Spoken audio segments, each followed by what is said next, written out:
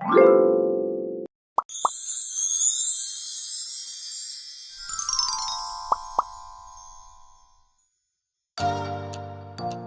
les filles, j'espère que vous allez bien. Aujourd'hui, on se retrouve pour un tuto spécial supportrice de l'équipe de France. Parce que bon voilà, même si on n'est pas très foot, c'est quand même la Coupe du Monde, on va faire un petit effort. 3, 2, 1, c'est parti!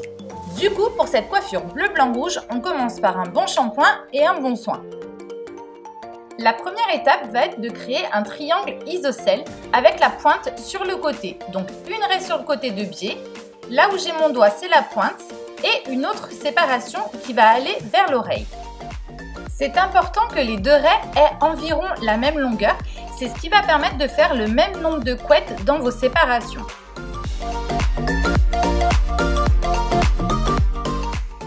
Une fois vos raies bien tracées, venez mettre des barrettes pour séparer le reste des cheveux.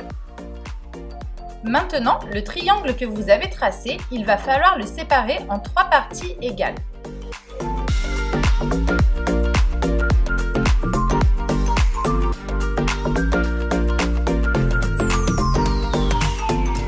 Quand on se lance dans une coiffure comme ça, avec beaucoup de raies, beaucoup de couettes, il faut vraiment que tout soit parfaitement droit. C'est vraiment ce qui va faire votre coiffure le plus jolie possible. Donc bien droit et surtout prenez assez de barrettes pour vous attacher les cheveux. Il faut vraiment que chaque partie que vous n'utilisez pas soit attachée pour ne pas qu'elle vous gêne. Donc vous voyez, quand on en arrive à ce stade-là, on a un triangle pour les élastiques rouges, un triangle pour les élastiques blancs et un triangle pour les élastiques bleus. Donc forcément, histoire de compliquer un petit peu la chose, j'ai choisi de faire 2 rangées par couleur. Donc le premier triangle qui nous sert pour les élastiques rouges, je le sépare encore une fois en 2.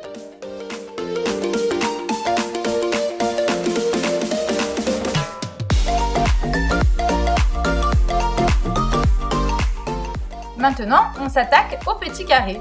Donc, moi, j'ai choisi de faire 4 séparations. Après, tout dépend la taille en fait de la tête de votre petite. Plus votre fille est petite, moins il faut faire de carrés. Et plus votre fille est grande, donc forcément, elle a une grosse tête. Donc, vous rajoutez un peu plus de carrés. Moi, j'en ai mis 4. Là, on va réaliser ce qu'on appelle un damier. Donc en fait, on va faire une suite de couettes et à chaque fois, on va prendre la première couette pour la mettre dans la deuxième. Donc là, j'en ai créé une. Ensuite, je vais en créer une autre derrière, donc avec une séparation bien parallèle. Et je vais rajouter cette couette dans la seconde. Et ainsi de suite jusqu'à la fin de la séparation.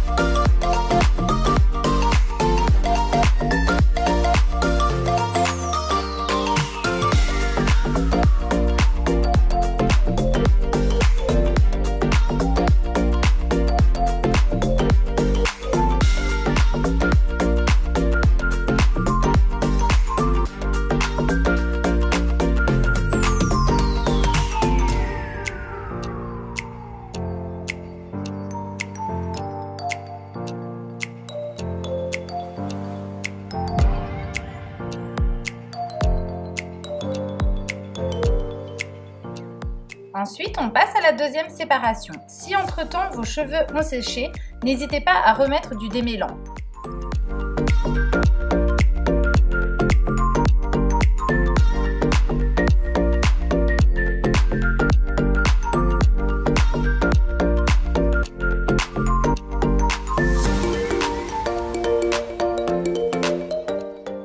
je vous ai pas pas tout filmer parce que j'avoue que vous avez, je pense, compris le principe. Donc vous faites ça jusqu'à arriver à la dernière séparation des élastiques bleus.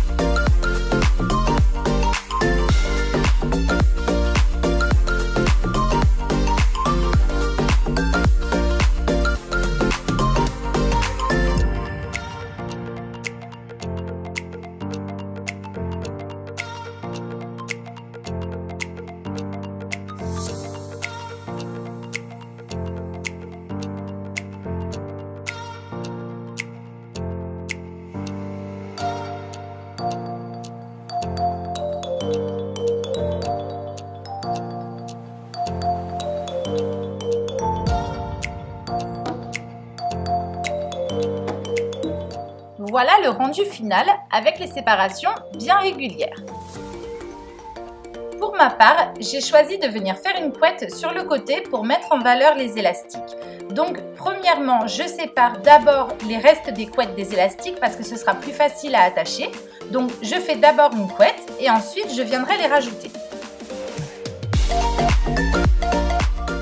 Pour que la couette soit bien lisse, je viens d'abord laquer pour ensuite peigner.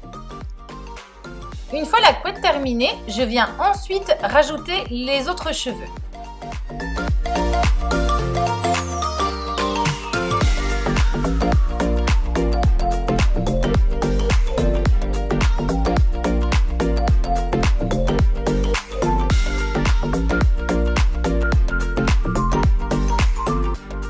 Pour le côté girly, j'ai choisi de venir boucler toute la longueur de la couette.